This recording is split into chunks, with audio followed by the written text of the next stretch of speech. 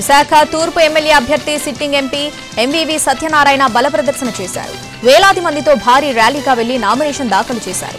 ప్రతి కూడలి వద్ద బూడిద గుమ్మడికాయలతో దిష్టి తీసి మహిళలు హారతులు పట్టారు. ఆరిలోవా లాస్ట్ బస్టాప్ వద్ద దివంగత నేత డాక్టర్ వైఎస్ రాజశేఖర రెడ్డి విగ్రహానికి పూలమాలలు వేసి నివాళులర్పించారు.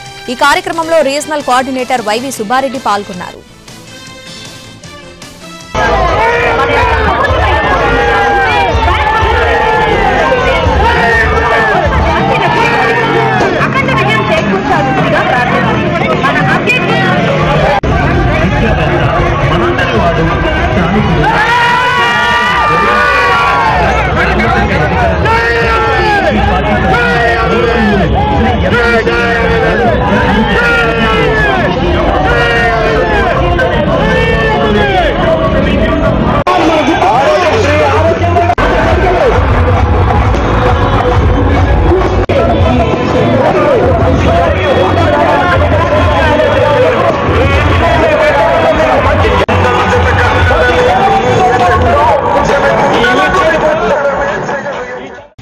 ఈరోజు ఈ నామినేషన్ ప్రక్రియలో ఈ ర్యాలీ చూస్తూ ఉంటే మేము అత్యధిక మెజారిటీలతో ఈ స్థానం గెలుస్తామని నేను చెప్పగలుగుతున్నాను.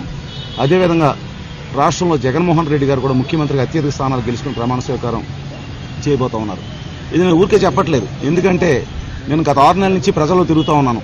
6-8 నెలల నుంచి కంటిన్యూస్గా పాదయాత్ర చేస్తూ ఉన్నాను. గడప గడపకి తూర్పు నియోజకవర్గం మధ్య తిరిగాను. వాళ్ళందరి మనసులో మాట ఈరోజు ప్రతి ఒక్కరు కూడా ఒకటే చెప్తా ఉన్నారు, బాబు మాకు ఆ బాబు ఒక కొడుకులా ఒక తమ్ముడులా అందరికీ సాయం చేస్తున్నాడు అన్నలా. మేము ఇంకెవరు కావాలి, మాకు ఇంకేం కావాలి, ఆయన అన్నీ మాకు అడగకుండా ఇచ్చారు, మాకు ఇంకేమీ మాకు అక్కర్లేదు. కాబట్టి మేము వేరే వాళ్ళ కోసం ఆలోచించే అవసరం మాకు లేదు బాబు. మేము జగన్ని ముఖ్యమంత్రిగా మళ్ళీ చేసుకుంటాం. ఆయన ఉంటేనే మా కుటుంబాలు సంతోషంగా ఉంటాయి. ఆయన లేకపోతే మాకు ఈ మోసగాళ్ళు ఎవరైతే ఉన్నారో గతంలో హామీలు ఇచ్చి అన్ని అబద్ధాలు చెప్పి అన్ని హామీలు తప్పిన వ్యక్తులు మేము 80% నమ్మం. 5 సంవత్సరాలు ఏదైతే హామీలు ఇచ్చారో నవరత్నాల పథకాలు పెట్టారో అన్నీ కూడా హామీలు 100% నెరవేర్చి మాకు ఈరోజు సంతోషంగా మా పిల్లల చదువులు కానీ, మాకు ఇల్లులు కానీ, మాకు వైద్యం కానీ, చేయూత కానీ, ఆసరా కానీ, వాహనమిత్ర కానీ, రకరకాలు రైతు భరోసా కానీ, ఇవాళ మత్స్యకార భరోసా కానీ, ఇలా ప్రతిదీ ఎంతో సహాయం చేశారు మాకు. ఇవాళ ఆయన వల్ల మా పేదరికం నిర్మూలన అవుతూ ఉంది, పేదలు సంతోషంగా చదువుకుంటామని చెప్తా ఉన్నారు. నిజంగా నేను చెప్తా ఉన్నాను, వాళ్ళు చెప్పిందే కాదు, జగన్మోహన్ రెడ్డి గారు ఇంకో 15 సంవత్సరాలు ముఖ్యమంత్రిగా ఉంటే రాష్ట్రంలో నిరక్షరాస్యత అనేది ఉండదు, పేదరికం ఉండదు. ఈయన వచ్చిన తర్వాత 5 సంవత్సరాలు పేదరికం 12% నుంచి 6% తగ్గింది. అక్షరాస్యతలో దేశంలోనే కేరళను దాటి ముందుకెళ్ళి ప్రథమ స్థానంలో మన రాష్ట్రం ఉంది. ఈరోజు మన అభివృద్ధిలో కూడా చూసుకుంటే విశాఖపట్నం నగరంలో రోడ్లు కానీ, పార్కులు కానీ, ఫుట్పాత్స్ కానీ, డివైడర్ కానీ, సెంటర్ ఐలాండ్స్ కానీ అన్నీ చాలా చక్కగా చేశారు.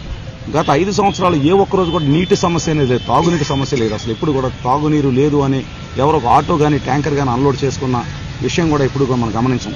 అదేవిధంగా కరెంటు పవర్ కట్ అనేది లేదు. 5 సంవత్సరాలు 24 అవర్స్ పవర్ సప్లై చేశారు.